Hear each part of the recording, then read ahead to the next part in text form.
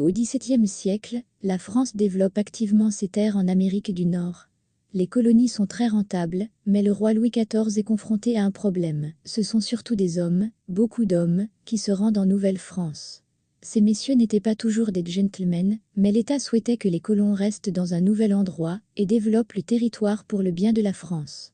Mais pour ce faire, les colons doivent fonder une famille, et les femmes ne s'aventurent pas souvent dans ce dangereux voyage à travers l'océan. En 1666, les établissements français sur le territoire de l'Amérique du Nord comptaient environ 45 femmes célibataires âgées de 16 à 40 ans et environ 700 hommes du même âge.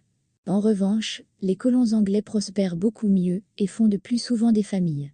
L'intendant de la Nouvelle-France, Jean Talon, désireux d'augmenter le nombre de familles dans ce divin nouveau monde, propose à Louis XIV d'importer des femmes célibataires de l'Ancien Monde. Au moins 500 femmes en âge de se marier sont nécessaires pour se mêler aux colons de la Nouvelle-France. Louis XIV trouve l'idée très intéressante et accepte de parrainer personnellement les femmes qui acceptent de commencer une nouvelle vie de l'autre côté de l'océan. Ces jeunes filles sont connues sous le nom de filles du roi, car le souverain leur fournit non seulement une somme de 100 livres pour leurs frais de voyage, mais aussi une dot. Chaque fille recevait un coffre où elle pouvait trouver des vêtements d'hiver, des sous-vêtements et des bottes, des jupons, des peignes, un nécessaire de couture, des écheveaux de fil, des couverts, et même 50 livres de plus. Les filles étaient sélectionnées selon les critères suivants. Elles devaient être en bonne santé, de forte constitution et moralement pures. Elles sont pour la plupart orphelines ou issues de familles pauvres. Elles n'avaient rien pour les retenir en France, et, en Nouvelle-France, elles étaient prêtes à commencer une nouvelle vie, et ne craignaient pas les difficultés. Mais il y avait aussi des filles de familles nobles, le plus souvent appauvries, dont les filles ne pouvaient fournir une dot décente. Ces filles du roi, qui avaient fait le voyage, pouvaient compter sur un bon parti, avec l'un des officiers ou même des nobles. Il arrivait que ces hommes dignes de ce nom décident de rester en Nouvelle-France pour toujours, car ils y avaient organisé des affaires rentables. Selon diverses sources, de 700 à 1000 filles étaient prêtes pour le voyage, mais toutes n'ont pas décidé de monter à bord.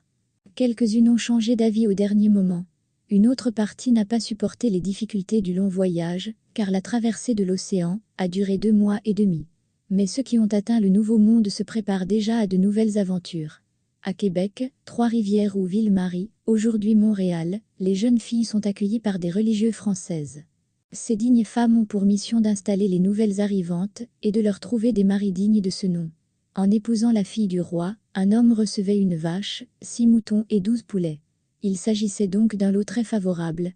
De plus, comme il y avait beaucoup plus d'hommes que de filles, les jeunes mariés avaient la possibilité de choisir. Personne n'était forcé de se marier. En général, la recherche d'un mari était assez rapide, car c'était l'objectif principal des filles du roi.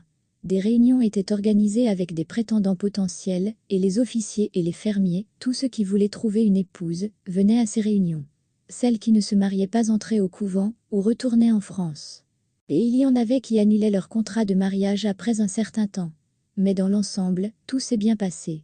Le gouvernement verse une allocation supplémentaire aux familles nombreuses, et, 8 ans après le début du programme de relocalisation des épouses, 600 enfants naissent chaque année au Québec. Il y a eu quelques cas scandaleux. Une jeune femme de Hambourg, d'origine noble, se marie 3 fois et devient rapidement veuve. Le mari de Catherine Gichelin s'enfuit en France et la laisse seule avec ses enfants. Le projet de relocalisation des jeunes filles a connu un tel succès que de nouvelles femmes ont refait le voyage et, au bout d'un certain temps, le gouverneur de Québec a informé Sa Majesté Louis XIV qu'il n'y avait pas besoin d'une nouvelle réserve d'épouses. Une grande partie de la population du Canada d'aujourd'hui est composée de descendants de ces mêmes filles royales des mariées. Merci d'avoir consulté ce site.